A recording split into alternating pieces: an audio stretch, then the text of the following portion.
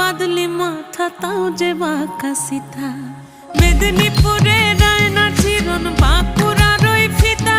আর যতন করে বাঁধলি মাথা তাও যে বাঁকা সিথা